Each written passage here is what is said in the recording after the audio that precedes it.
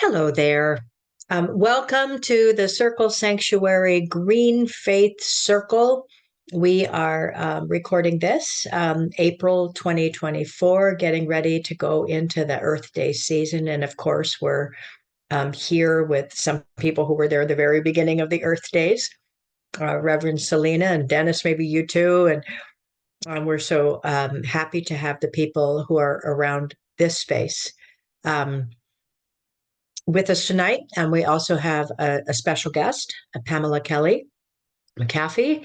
And she is here because I asked her, please, to share with us her story and her experience in working with this whole question about disability justice and environmental justice. What we do in this circle is we lift up different aspects of environmental justice, climate justice, and we appreciate the intersectionality of those movements. We also try to talk about things we should be aware of and things that we can do. So we hope you enjoy watching. And Pamela is someone I got to know through Circle Sanctuary because she is one of the Circle Sanctuary Network podcast team members who helps with all of our wonderful podcasts. And she's a past worship leader for the U.S. Air Force members and their families. So a fellow veteran and a member of Circle Sanctuary. So everybody quickly introduce yourself around the screen. And then Pam, I'm going to kick it to you to tell us about your experience. I'm Rev Charbert. Hi, I'm Selena Fox and helped birth Circle Sanctuary 50 years ago. Good to be here. I'm Nicholas C., and I'm down in Kentucky, and I really enjoy these topics we have regarding green faith and climate change.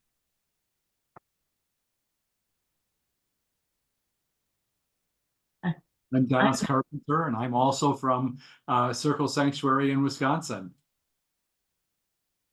I'm Lynn, and I'm from La Crosse, Wisconsin.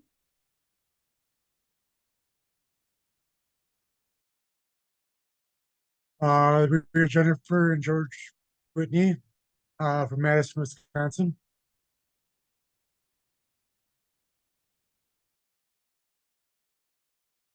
And I am Pamela Kelly, or Pamela McAfee. And I live in North Carolina currently. I know that that Reverend Charbera asked earlier for when I speak, if for people to if they not to come off mute, but I'm okay if people want to ask me questions as we go along, if that's okay with Reverend Char. Awesome. So thank you so much. I'm not, for whatever reason, I'm not showing up as a speaker on my side. So I don't know if that's happening on your side where it's recording. So but we'll just go with it. I have been I guess I'll go back to what the environmental justice means to me when I was in paganism. When I was about 6, 7 years old, 8 years old, I always felt, I would tell people I'm a witch. And my best friend and I, she was quite an artist, and I loved to had a way with words, and she would draw these on note cards, pictures about the environment, and I would write a slogan, and we went from door to door selling them for 5 cents a piece, protect the earth. And it's always been something that resonated with me. Always had tarot cards, always felt that connection with nature, always felt drawn to this. It's always been part of my identity. What wasn't part of my identity was being considered a person with a disability. And this is a weird thing for me to say because I have genetic issues. So I was born with certain disabilities, certain issues that didn't become apparent and didn't become an issue to the point where I had to identify, felt like I had to identify as a person with a disability. What do I mean by that? A disability, if you're going to think about what a disability is, here in the United States, we would go to the ADA, and it's basically if you have issues that would limit your function from being able to do like everyone else does. Things like I have mobility issues, so I need mobility aids. Cognizant issues. So I guess what I'd like to say, this is kind of what I thought would be a good way to enter this topic, is if you close your eyes and you think, picture what a person with a disability is to you, what that means to you. And while you do that, you'll find out that you might have certain inclinations to think that disability is only persons with mobility issues, or it might be something that is a lot more, that somebody would need a lot more assistance with, maybe carrying around an oxygen tank, or somebody who has low vision or is blind and needs a cane. But it's not necessarily that you have to meet a certain criteria or a certain level of disability to be considered disabled. What I find is that there's a stigma still in the term disability, and what I feel that many people feel that disability is a weakness, or that somehow you're to blame, or disability is inability. You're unable to do things. And I would like people to take that picture that you have about a person with a disability and change that from what's wrong with the person to what unique barriers do people face with their disabilities, with if they have a disability. And when you start looking at barriers that people have to participate, you start noticing that, yeah, there are disabilities that are both mental and physical, but then there's also societal disabilities, economic disabilities, disabilities with education. Now, those are different in terms with medical and mental and physical disabilities, but there's still barriers that are put before you. That's what I want to try to let people start thinking, because when I come into spaces and I start trying to talk about disability justice or disability rights, a lot of people kind of like, this doesn't pertain to me, and gloss, their eyes glaze over. They really don't care to know about it. It's not them. It's not that important. But when you start talking about barriers, oh yeah, people start changing the way that they look at why disability justice is important and why disability rights are important. We have a saying that I know a lot of other people use the saying, but it's pretty important to the disabled community. It's nothing about us without us. And there seems to be, along with the stigma of being a person with disability, there seems to also be this kind of mentality of everybody else has to be our caretaker. I went to a doctor's office last month, and I was in my wheelchair. My husband was pushing me, and I couldn't reach because they had boxes in front. And this is where we talk about barriers. There are literally boxes in front of the nurse's station, so I couldn't get there to sign in and stuff. So we had to take the paperwork to do it. But after that point, everywhere we went inside, except for the doctor. I love the doctor. You're not gonna be able to say anything bad about this doctor. But everybody else was like, they were like, handing him the paperwork. Can you fill this out for her? I'm sitting here going like, I can fill this out, but it's just the way that people fall into this thinking.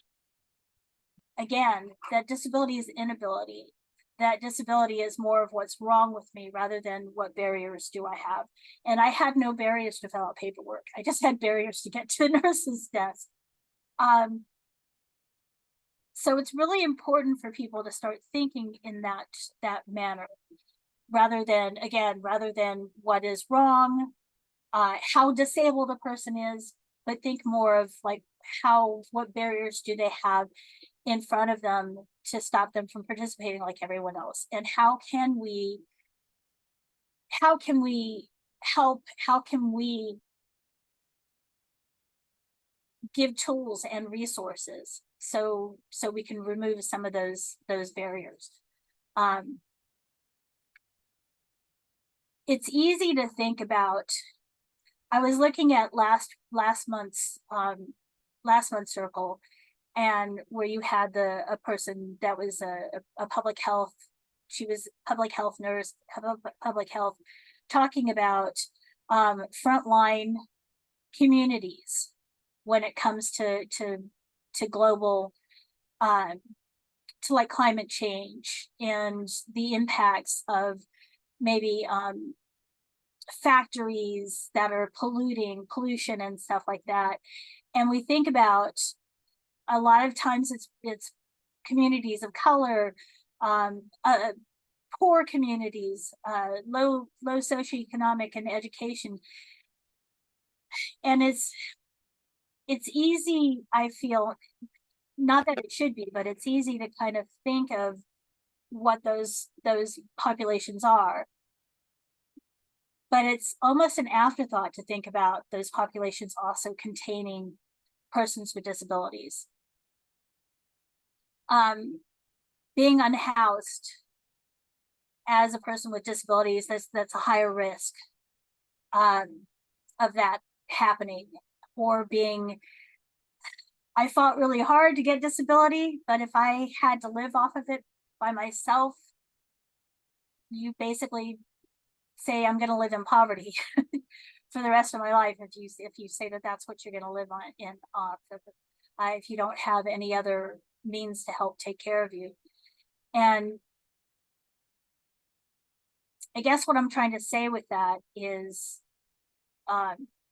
when you're thinking about those frontline communities where there's impact of pollution, unhealthy environments, think about persons with disabilities included in those communities.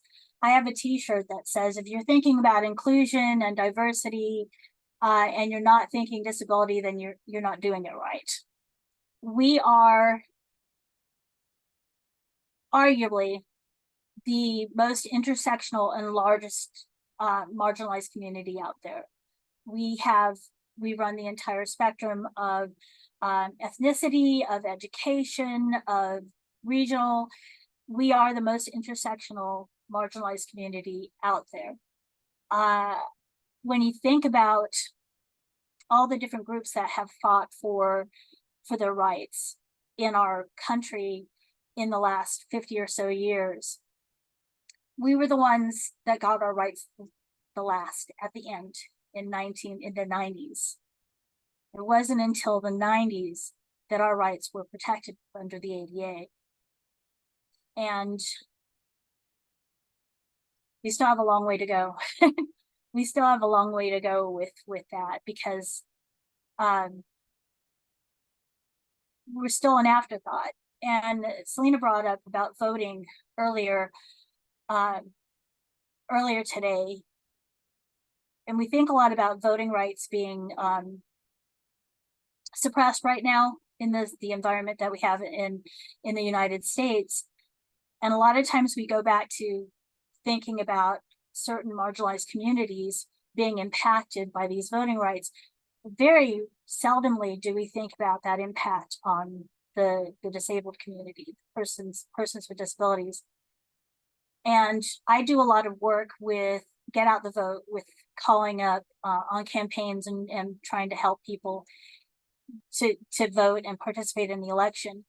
And it's heartbreaking when you get to the very end on election day, you're calling people and you're like, you know, hey, look, you've got until 6 o'clock or whatever it is in your state to get out to the polls. And they're like, I can't get to the polls. I have no way to get to the polls. I have a wheelchair. It won't fit in the car. I live in an assisted living facility. I can't get out there. And overwhelmingly, the bottom of the list that we call starts out with this very large bucket of people that fit a certain criteria. But at the end, every year I do this, at the end, it's persons with disabilities that are overwhelmingly populating this list that can't get out to vote. So that's politically. Politically, we need to have allies recognize us and see us and listen to us in ways that they're not taking care of us, but being equal partners and working for us to have accessibility. I'm trying to shift gears a little bit, and Shar is putting some great questions into the chat. The disabled community, I'm working with trying to say the disabled community or persons with disabilities. There's a lot of verbiage out there of how do you refer to persons with disabilities, and it's a moving target. I'm gonna tell you that, but you're always safe, I feel, by saying person with disability, because that's person first language, people first language, rather than a disabled person. One of the things that is like nails on a chalkboard to me is wheelchair bound. I'm like, nobody's tying me down to this wheelchair. But if you say needing mobility device, or I have mobility issues, that's to me is a lot nicer way of saying that than wheelchair bound. That's a bad one. And one of the ones, some people are okay with this, but it's one of the ones that a lot of us, it's like, it's a trigger. We're differently abled.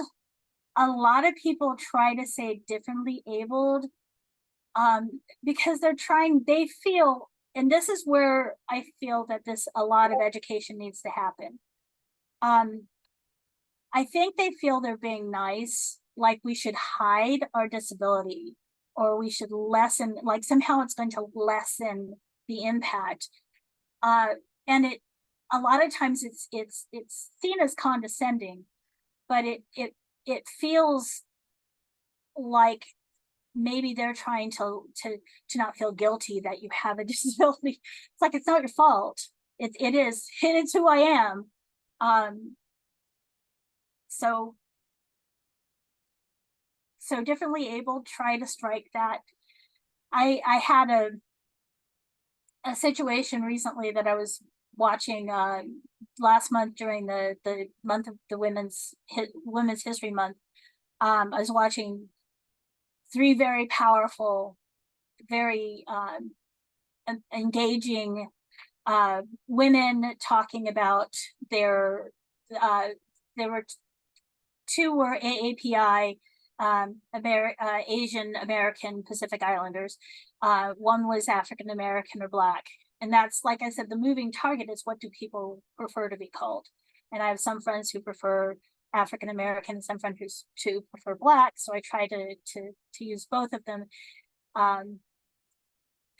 But there were the 3 women there, and they were talking about how they fought to get, worked really hard to get elected in their positions.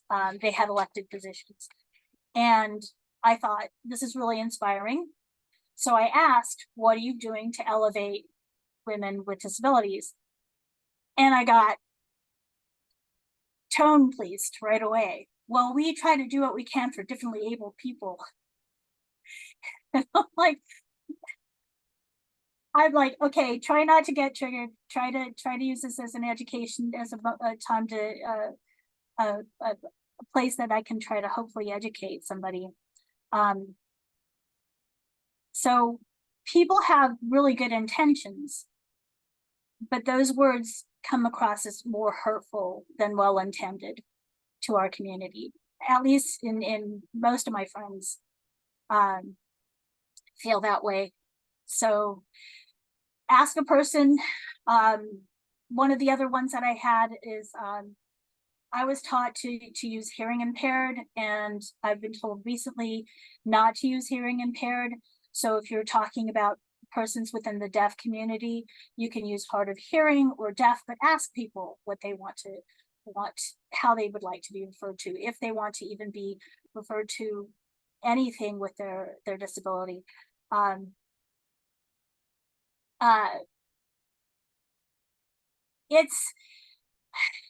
It was hard for me to overcome the stigma of identifying as a person with a disability. I think I was trying to think about how to bring this up.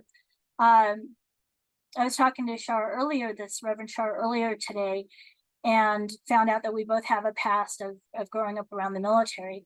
And you don't really see a lot of persons with disability having jobs within the military, because to be a soldier, an airman, a Marine, a sailor, you have to be an able-bodied person. We did have some, thinking back about it, I did have family, some peers of mine who, had like spina bifida or Duchenne's muscular dystrophy. And it was a really tough environment to grow up in, because they almost seemed like a burden on their parents, on their families' futures, because of their special needs, it limited where their parents could get stationed. It limited what resources were available to them.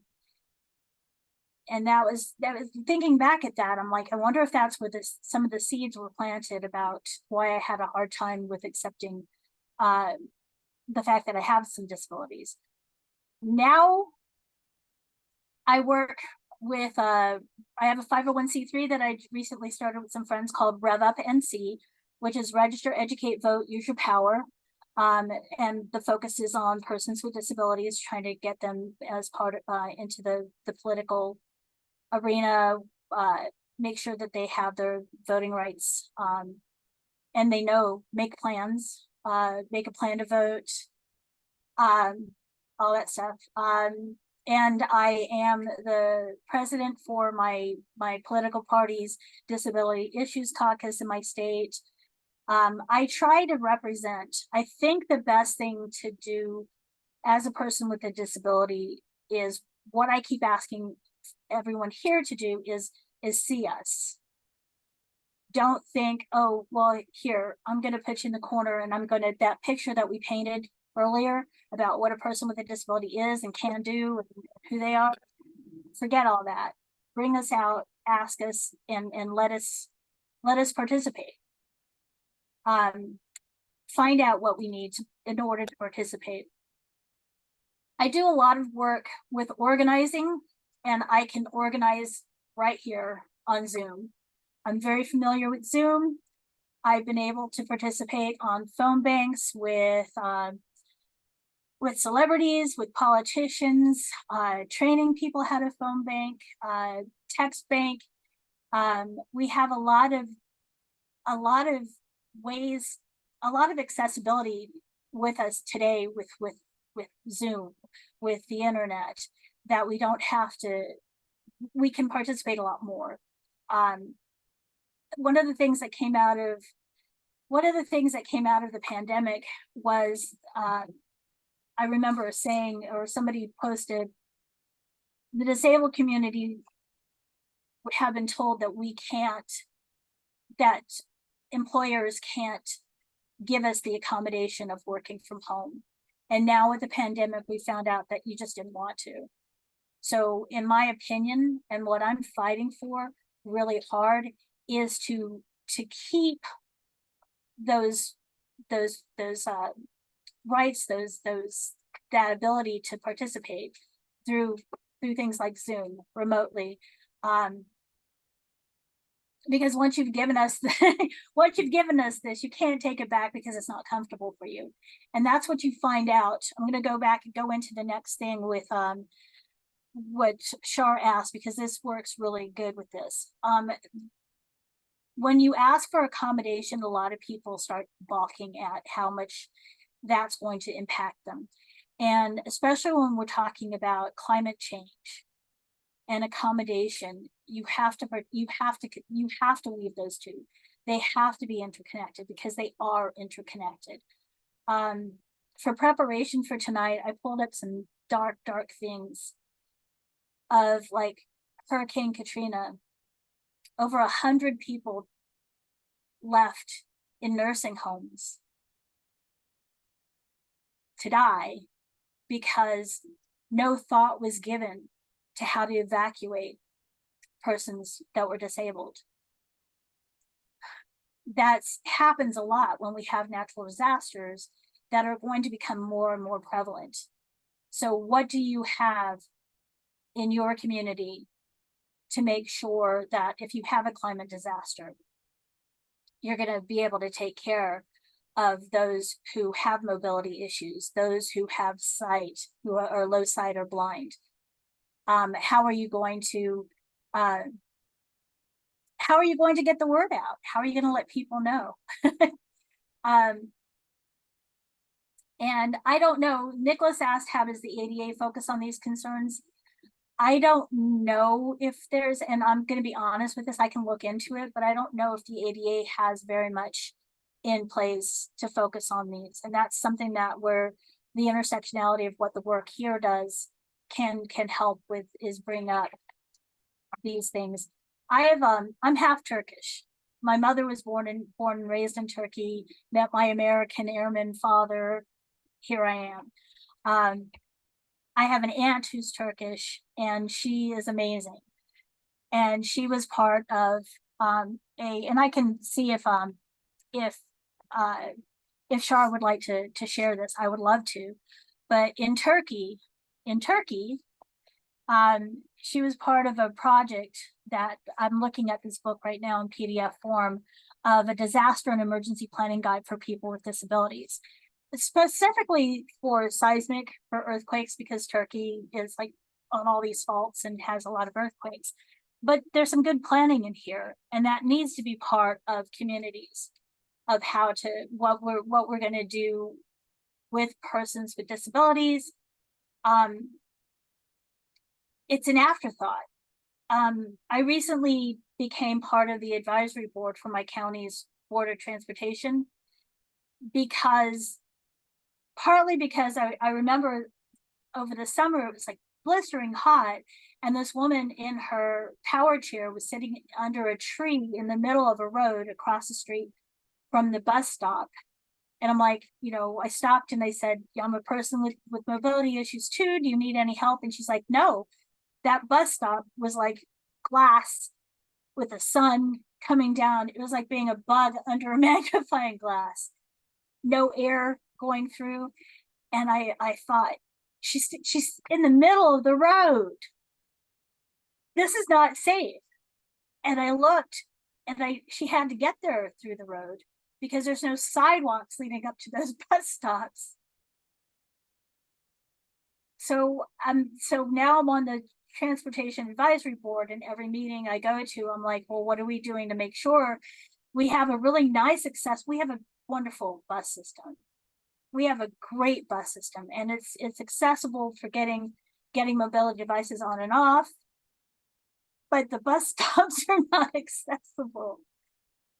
There and yeah. So let me read a little bit, if you don't mind, about, and one of the things I want to say too, that Nicholas brought up, his question, in Kentucky, past few years, we had major extreme tornado incidents, extreme flooding incidents, climate, weather, seniors, children, and people with various disabilities or limits cannot save themselves. This is very true. With climate change speeding up, this will become a greater challenge. Again, he asked, how does the ADA focus on these concerns? And I don't know if that's happening. The only thing I do know, nodding back with a nod back to the transportation, is the Secretary of Transportation, Pete Buttigieg, has Kelly Buckland is a person with disabilities that's working in the Department of Transportation to make sure that travel for persons with disability is much better. And I applaud that, but I don't know how much we're moving forward. I'm going to tell you something. In 2016, the political climate changed in November. In 2017, in January, a lot of websites disappeared that were part of the government, and one of them was the Office for the Persons with Disabilities. So we're coming back. So this is something that we have to work towards. I'm sorry, reading what Cher said. Many counties and large municipalities are developing and hopefully implementing climate action plans.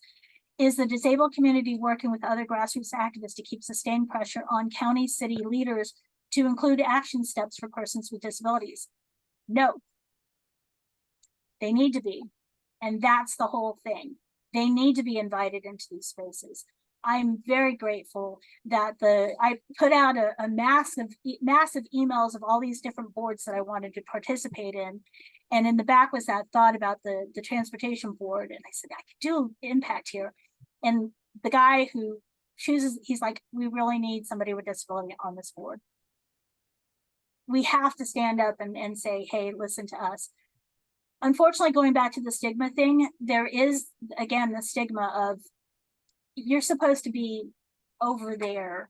And when we need something from you to inspire us that we're not as bad off as you are, then you come up, but you're not supposed to have an opinion. Unfortunately, that's still a prevalent mindset. It's funny because I was looking at some information about voting, how to make voting more accessible for all the different voting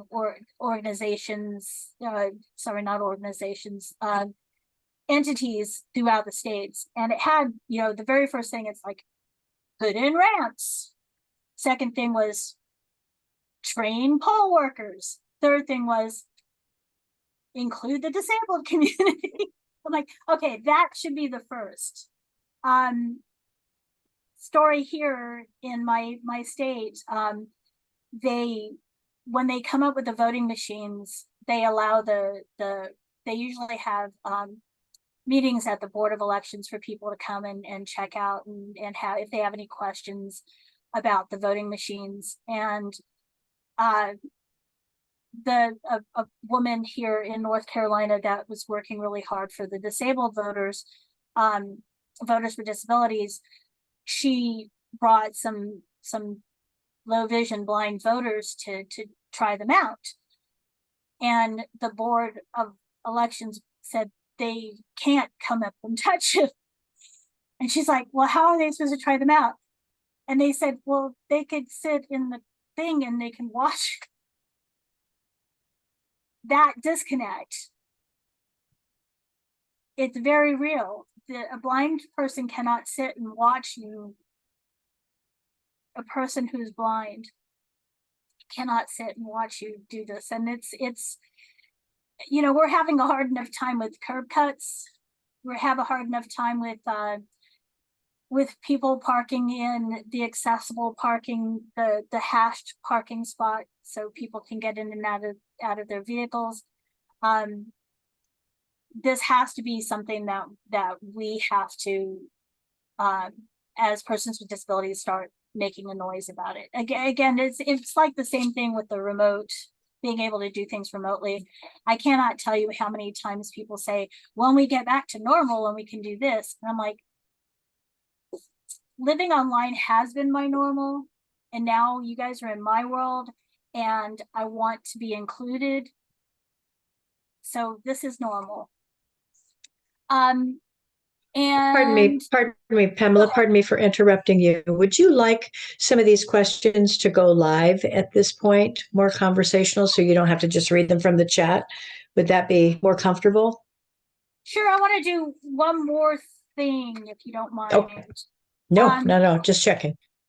I talked about my doctor and how much I love my doctor. He wrote this book, Allergic to Life. It's Dr.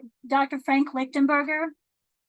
He's my allergist immunologist, and one of the things that he talks about, I was on a panel call this weekend, and one of the panelists is RJ Mitty from he played the son in Breaking Bad, and he said we're all going to be disabled at some point in our lives, whether it's temporary or permanent.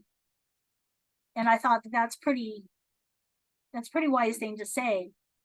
Now, here's another intersection with this is my doctor, my allergist is this is going to get kind of geeky wonky about medical stuff, is he is a specialist in mast cell activation, which is like allergies but not like allergies.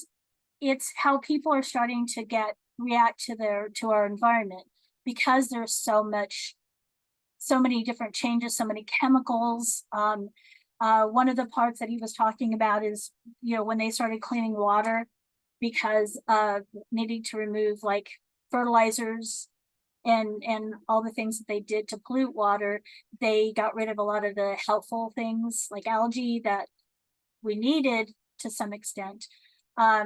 That's really messing up our bodies. So hopefully not everybody's running to this, but there is an increase in mast cell stuff. Along with the mast cell stuff, COVID-19, people who were affected with COVID-19 are having an increase in mast cell activation. What I wanted to make the point of is, as the climate changes, not only do we have to worry about disasters of natural disasters, but of like storms and weather, we also have to worry about sicknesses, illnesses, things like COVID-19, because those things will increase as the climate changes. So, but yeah, if anyone has any more questions or anything they'd like to ask, I hope I made sense with everything here. I know I kind of go off on a lot of different, you're talking about being an animist and your mama bear. I'm the rabbit, so I'm going to go down all these different rabbit holes. So hopefully I made enough sense. But if anyone has any questions, but be there and recognize the person and not the disability, and recognize the barriers again and not the disability, and how you can help people with the barriers. Pamela, thanks for sharing that, and I want to invite everybody, Lynn, if you're there too, to come on back, and we can interchange freely now. Thank you, sir, Selena.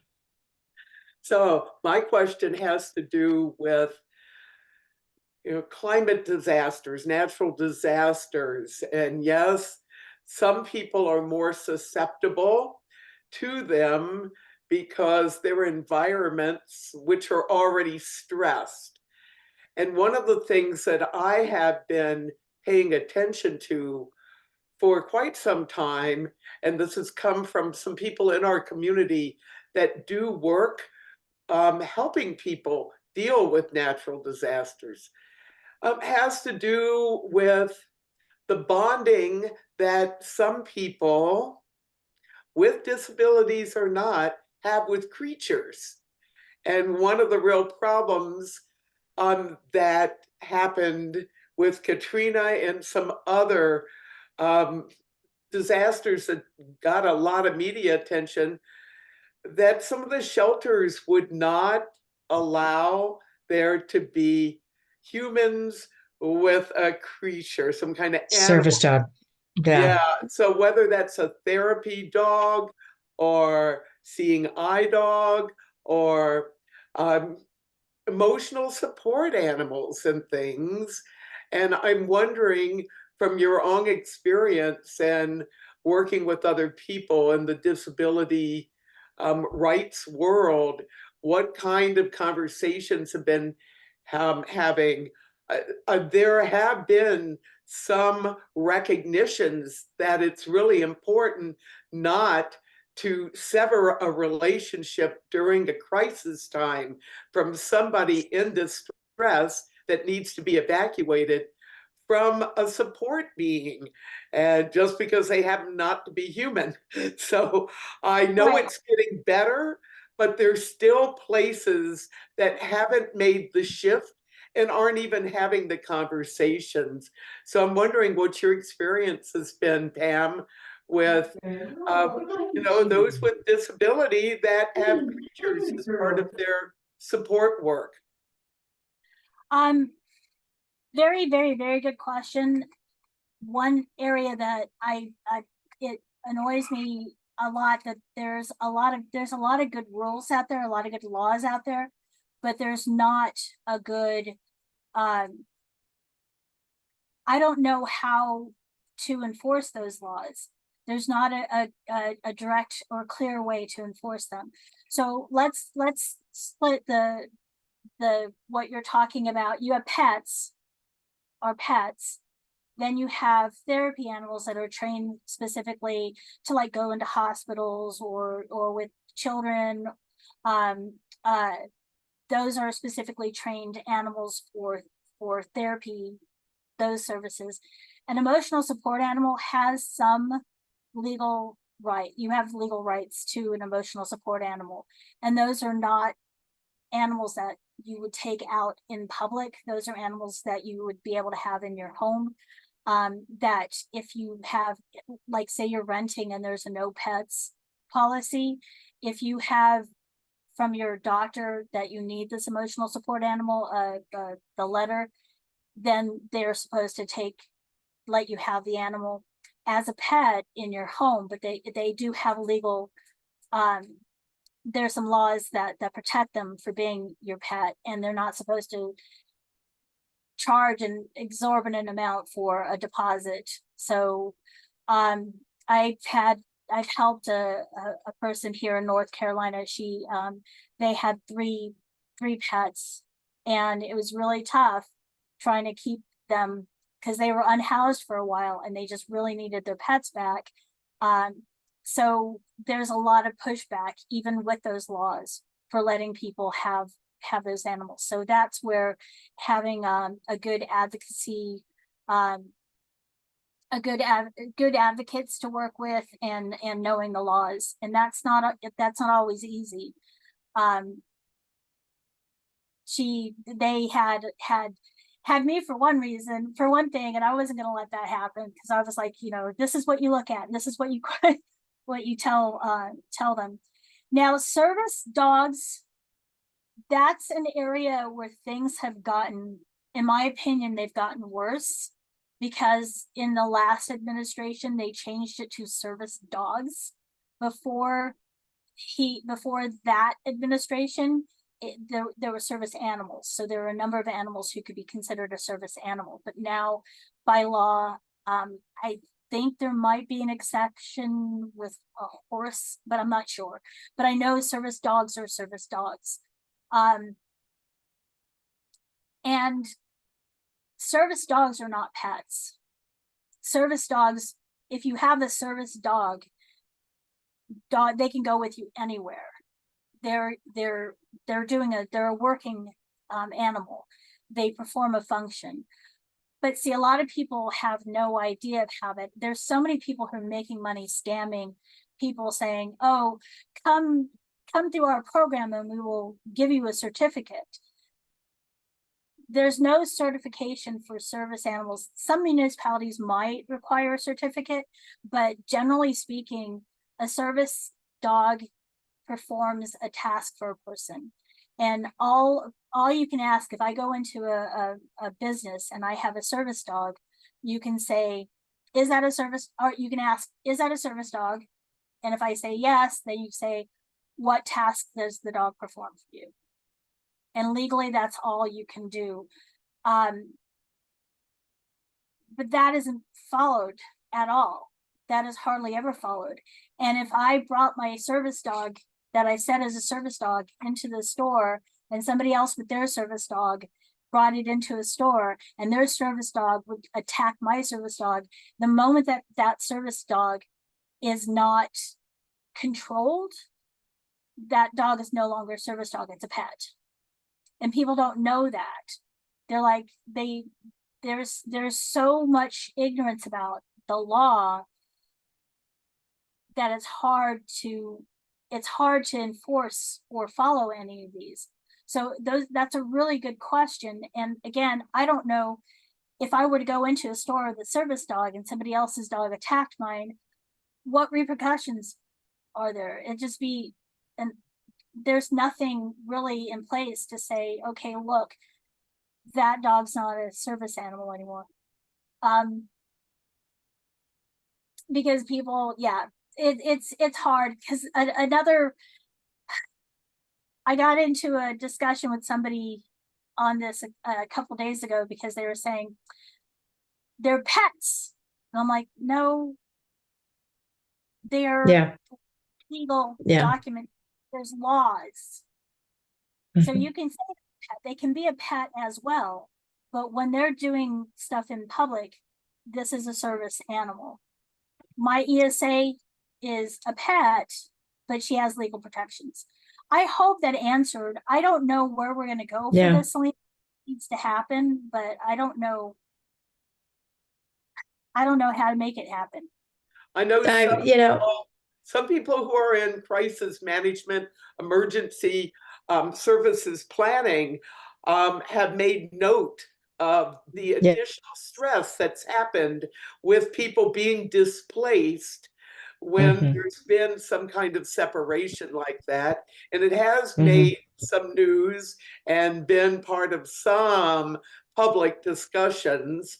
I do think that anyone doing emergency planning for a local community or even broader area really should turn to people with disabilities and get some input about what would be needed, what would be preferred, what would be some ways to include people in sharing about needs before the crisis comes. I want to echo that. Working and just newly certified as a disaster chaplain, and working with 2 different counties with climate action plans. I never see persons with disability at the table actually giving insight and input into this. This is why I thought this topic was so important. It's like I see people talking about it, but just listening to you tonight or any time I talk to a person with a particular disability, I learned so much about that. And it's like, it's complicated.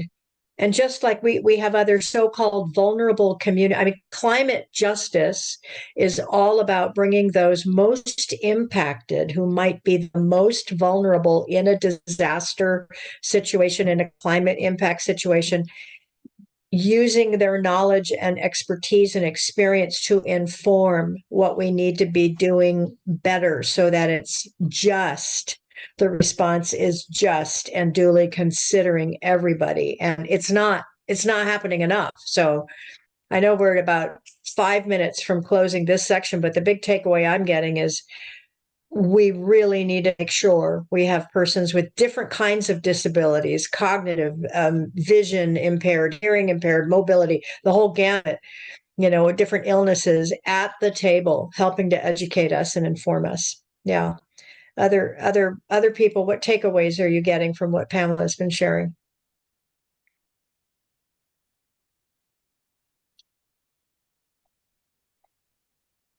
Anybody? The nothing about us without us is the main thing that I would like people. The 2 things I would like people to take away is the nothing about us without us, and I lost the other thing, and it's very important. Oh, include us. Include us. Oh no, the other thing was barriers. is start thinking in terms of barriers rather than thinking of a let's just say a person who is hearing impaired or deaf or hard of hearing.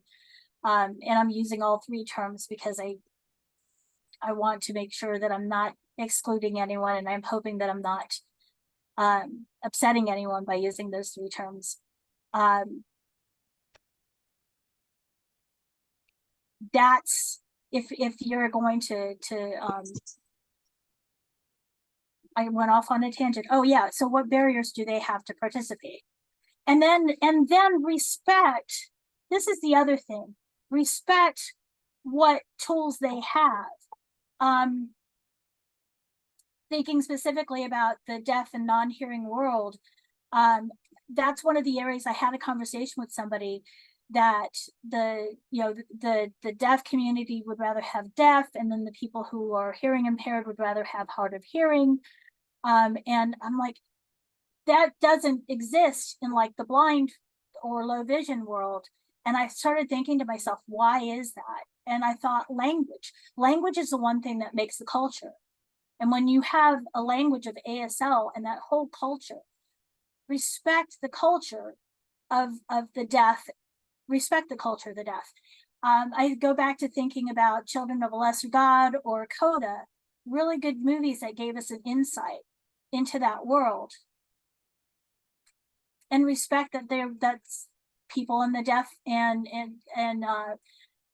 non-hearing world may not want to be mainstreamed because they do have their own culture. They do have their own world.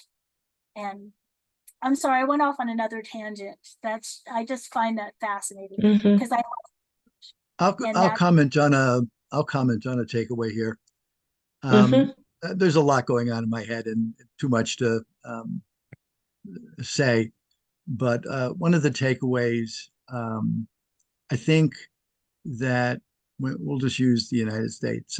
We as a society have not accommodated people with disabilities and other limits as it is, let alone what's coming with climate change. And that's real frustrating because, as an interested party, you want to make suggestions. And the suggestions for all the new stuff coming with climate change requires the society to have the capacity, the capability, the the commitment to accommodate people with different kinds of limits.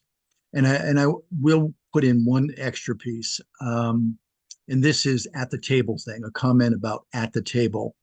And in my own work, I have experience in this arena. It's not all people with disabilities and limits can be at the table. They have caretakers of various sorts, a parent or whatever it might be, who through necessity become experts in the need of people with autism or other types of limits. And their presence at the table is really important because they're speaking for a body of people who would have difficulty to speak at the table, so to speak. And that's a concern. I think caretakers and parents do make themselves heard, but I've seen so many stories of frustration in that. But I'd like at to the table, I'd like to build on that. There is that need, but there's also a need for there's also a tendency for some caregivers, some parents to make it about them. And that is one of the things that I'm hearing coming out of this is Autism Awareness Month. Some people use acceptance. That was the old terminology, but awareness is more of what people with autism or on the spectrum would like people to think of it as. So Autism Awareness Month. And there's a big back and forth in that world of parents trying to fix their children rather than accept their children. So you are correct. We do need to listen to parents, but we have to be wary of when the parents might make it about them. I see that with voting rights, to be honest, because I've spoken to parents and caregivers about, are you teaching children or young adults with intellectual disabilities about their voting rights? And they say, can they vote? Yes, they can. So trying to do what you can to help and I understand what you're saying, Nicholas. I agree with you. There are some people who do need those advocates. There's no way about it, but we have to we have to avoid the tendency of those advocates not allowing their children or the people that they're taking care of to have a voice. They have. Yeah, I see that all the time as a chaplain patient ad. I'm just again reminded of vigilance. That these things are complicated, and working with real cultural humility about all of this. And just, I think that's the other thing that I'm left with is like, ask, never assume or presume. I'm not saying anyone here is, but I'm talking to myself about whenever I encounter someone or a situation, just ask, and I'm reminding myself, just, this is another kind of cultural humility exercise, and be willing to be schooled all the time. Because that, to me, that's the only way I'm really going to know how to be an ally, because I can't ever assume how to be an ally. Anyway, anybody else on takeaways? Sorry. Well, I just want to say real quick, I don't want to strike down the valid points that Nicholas made. I just want to say it's layered. I'm not trying to take away. Nicholas was right, but there are other things. It's layered. I'm sorry. Anyone else? And I am no way speaking for all persons with disabilities. I want to make sure that I make this clear that I'm still learning, and it's a learning thing for me too. I think one thing that I have had come to mind as we've been talking about disability and the environment, the fact that there has been warming. There are people who are having disabilities. I mean, there's a lot of diversity there, but if you already are dealing with one challenge, and then you have extreme heat, that sometimes will hit people who already are struggling even harder. And one of the hard things that has happened when there's been these intense heat waves is getting the word out to people about the heat wave, because not everybody is cyber literate, not everybody has devices, not everybody is looking at weather reports. I track that a lot because I live rurally, and it's really important we understand systems so we can get ahead of it and take some action. So one of the things that I'd like to share is if one has within one's community some with disabilities, and there's some type of intense climate thing happening, to reach out and check on people. Often it's check on the elderly, but check with people that you know that might be having a harder time of it because of a disability or some other situation in their life. So I take from tonight the importance of being more informed and more aware of those humans in the world and the larger systems, and be part of the solutions to keep people safe and bring us together. Selena, I participated in neighborhood watches for years, and I've done it in urban neighborhoods and in rural mountain neighborhoods. And if one didn't exist, I went out and I said hello to my neighbors, and I got everybody interested in creating an emergency list, including who might have disabilities, of what kind, who's a vulnerable latchkey kid, who's an elder at home, where are the pets, where are the service animals, and get permission from everybody to share this. It could be 30 households, it could be 12, it could be 50. But, it's like neighbor up. And I know that after we survived the fires in the Santa Cruz Mountains here, people were neighboring up all over and knowing more about each other and our communities and who's living there and what are they living with, so that we could talk to emergency services, we could look out for each other better. And I think that follows on what you were just saying. But that was a very powerful experience of doing that.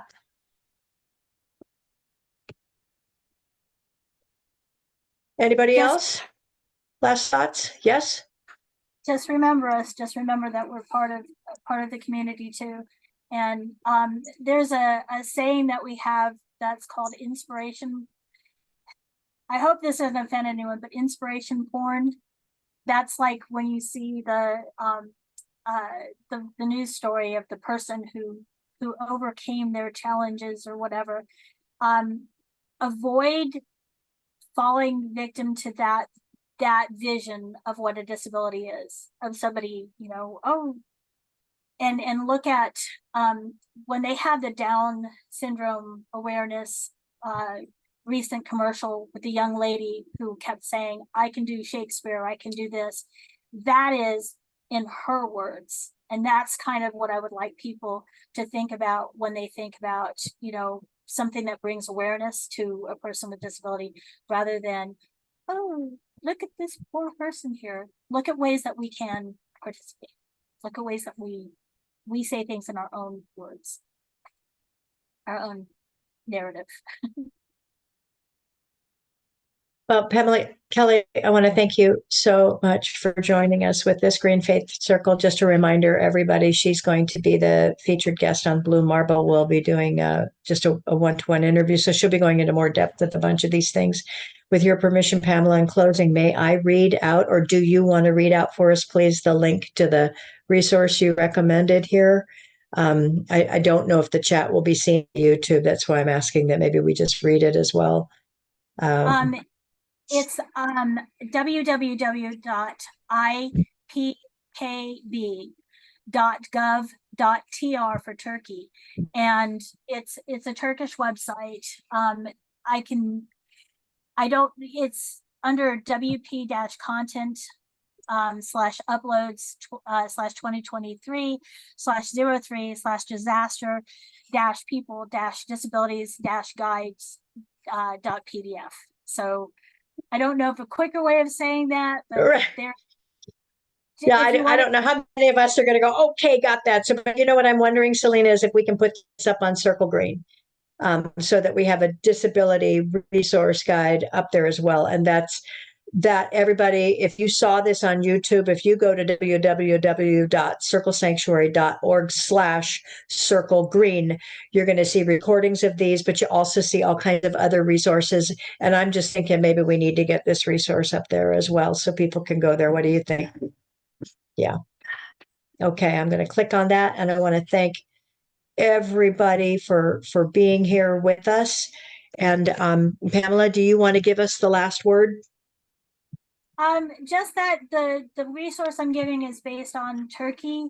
The UN is working on this. So the UN does have, and we just recently lost last year a great advocate in the disabled world, of Judy Human, and she was the ambassador, UN ambassador for persons with disabilities to the UN. So it is happening elsewhere. We need to make it happen here. So thank you. Nothing about us without us. Thank you for being here. Thank you. Bye for this time, gang. Thank you. Thank you.